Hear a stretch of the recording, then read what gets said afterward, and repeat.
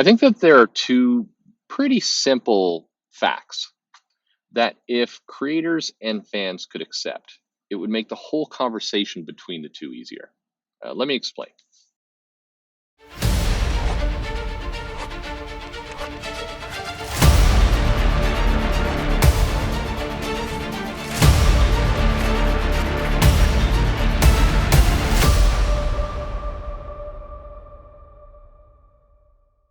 Hey, this is Perch. I've been thinking a lot about how do we get the fans and the creators to talk more to each other and to communicate more, to have a healthier dialogue, to get things understood.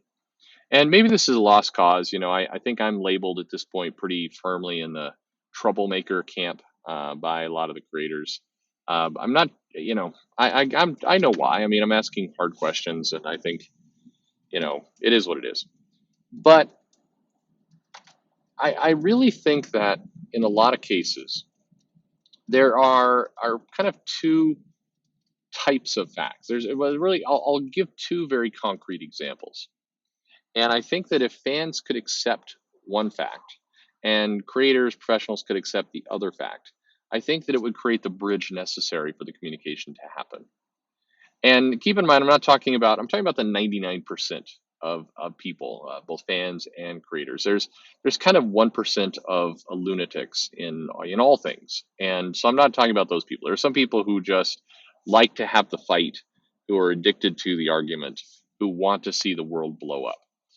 But for the 99%, I think that there's a kind of a poison, for lack of a better word, that gets into the bloodstream, and it just causes people to hold on to kind of the wrong facts or the wrong ideas.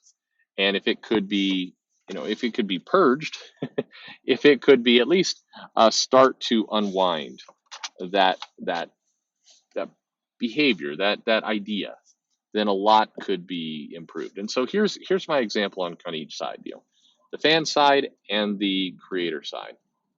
So I'm going to use real examples, but you'll understand the kind of the concrete message underneath them, which is simply this: there are things people like that you don't like, and that is okay. Um, there are things that are popular that you hate, but that doesn't mean it's any less popular. And conversely, there are things that most people don't like that you love, and that doesn't make the people who don't like something evil or wrong or bad or somehow tricking things either. So here are my two very concrete examples. So to the fan side, looking at the Marvel Cinematic Universe, and in particular Captain Marvel the movie. Captain Marvel came out, it made over $1 billion with a B. That's a successful film. It's beyond successful. That's in the top 20 of films. So it did extremely well. And the surprise to Captain Marvel, I mean, it was a surprise to Disney. I think they were projecting, as I recall, somewhere in the 650 to 700 range. They were very pleased with the success of the film. And one of the reasons why they had missed the projections, why they thought it would do less than what it did, was because of the international market. Historically, action films with a female lead do not do as well internationally. Just historically, this isn't a debatable. This is a fact. That's a fact based on history.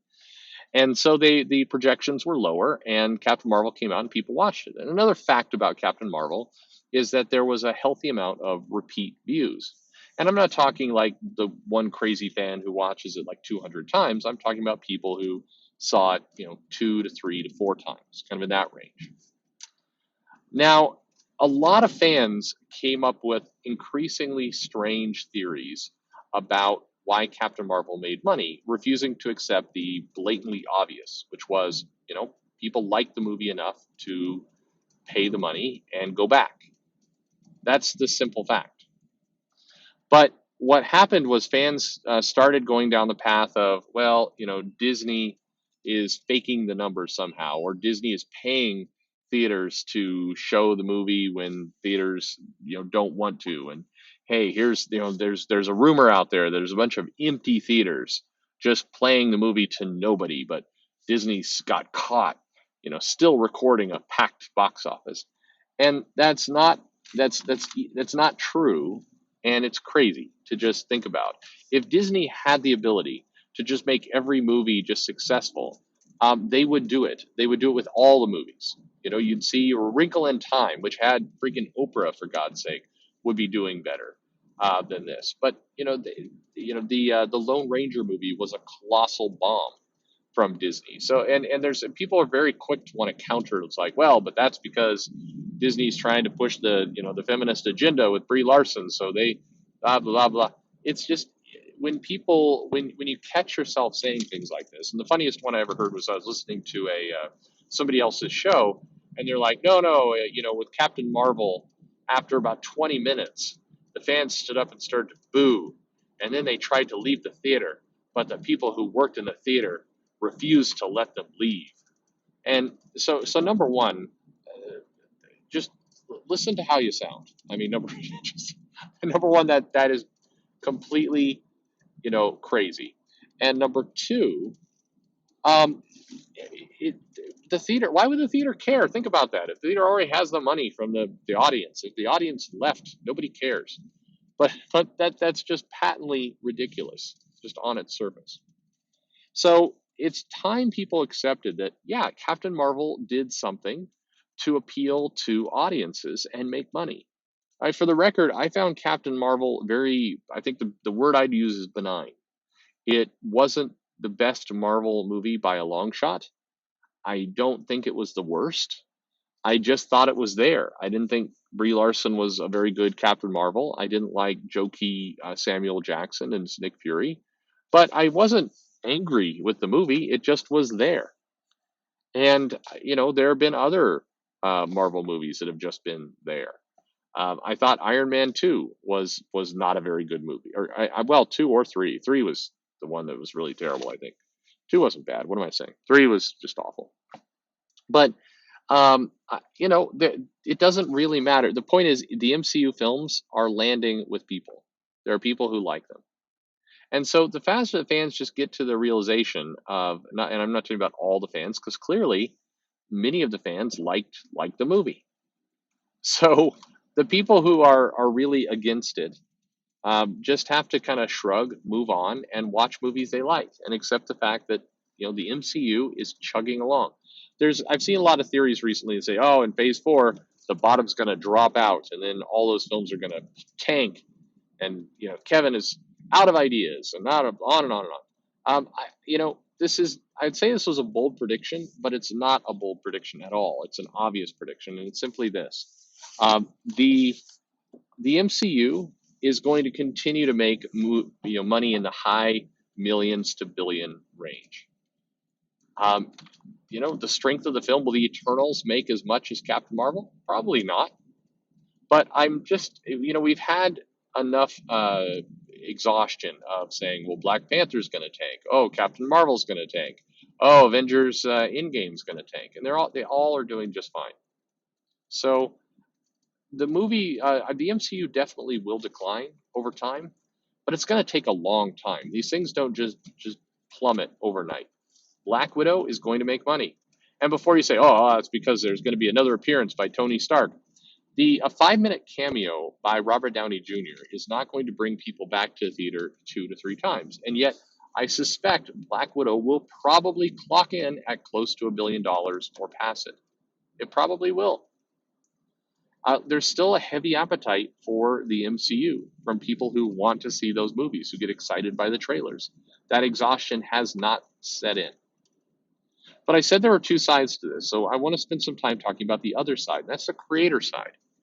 And this side, at times, is equally weird. And that is the idea that, there's comics out there that don't sell. They're trying to hit a new market, and they miss. The creative team just isn't up to snuff, and it doesn't work. I see a lot of people, you talk about a title like Squirrel Girl. Squirrel Girl is not selling well at all, and it hasn't sold well in a very long time. And when people point this out, and I agree, people pointing this out could do so in a more humble manner, just like the people who are bragging about how Captain Marvel made all his movies suck it, man babies. That's also not very gracious by any stretch of the imagination. Um, these comics are not doing very well. They're trying to hit a new market. I get it. The Scott Pilgrim, the Raina Telgemeier, that audience, that is what you're trying to hit. But you are missing. You're not hitting the market you hope to hit, and so the sales are not good. So when people say this and you come back with, no, no, the title is doing amazing, it's just doing amazing in these secret places that you don't see the numbers for, you sound like a crazy person. You sound as crazy as the person who believes that Disney is secretly keeping people in theaters to force watch Captain Marvel. That's a crazy idea.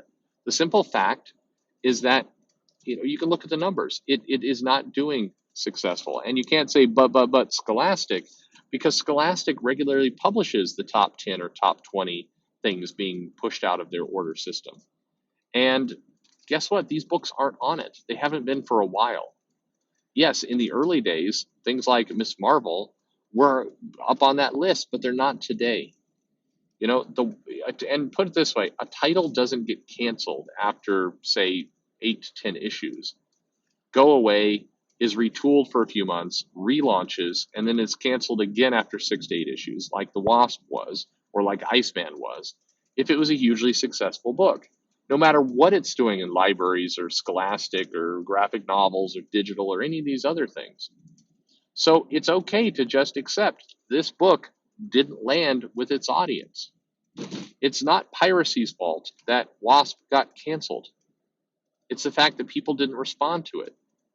And at the same time, we need to be real with the popularity and success of artists. And we used to be. Back in the 90s and even early 2000s, people were. But today, I've watched creators say things like, well, who's to say who's a better artist? The artist on Squirrel Girl or Jim Lee? And the market actually has said who the better artist is. It's Jim Lee. Now, creatively, you can say, I prefer one over the other. You can do that all day long, and that's a personal choice, and that's totally fine. But don't mix personal choice with business, with the market. The market has made its choice. The market says that Jim Lee is a better seller than Erica Henderson, for example. Now, that's nothing against Erica Henderson. A wonderful person.